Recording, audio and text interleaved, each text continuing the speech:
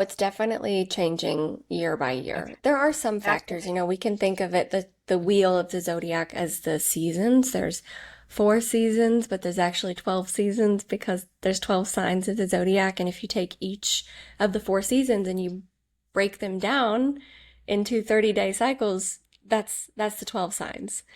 okay. And that's something that you can follow year by year.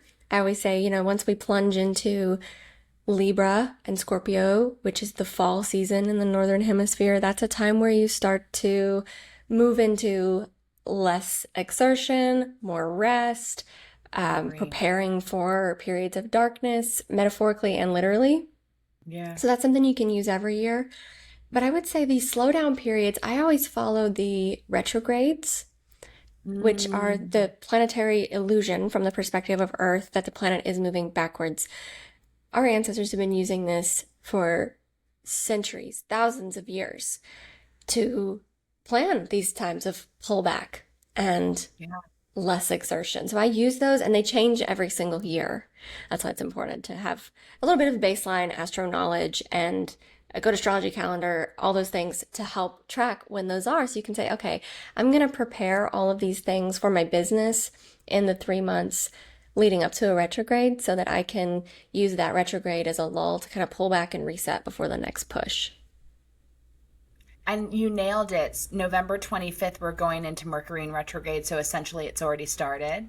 And we're going Yeah, to be there through about mid-December, right? So it's really, come, Thanksgiving and the holiday season, it truly is the time to rest and slow down and spend time with family and friends or just yourselves and work inward. absolutely.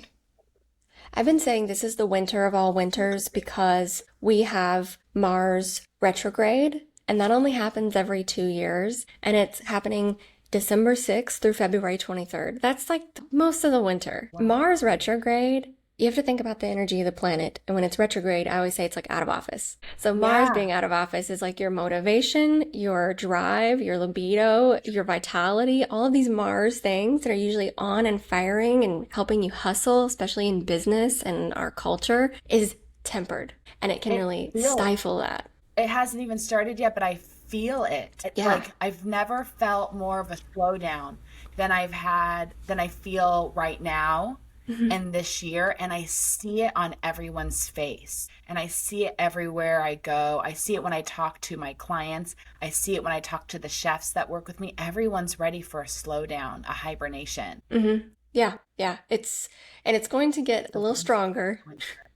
So Okay. January is a really good time to plan that vacation to escape the winter and just rest somewhere if Okay. you have the ability to do so. Even just a weekend getaway, friends or families, like staycation, just to get out of your routine and take a trip.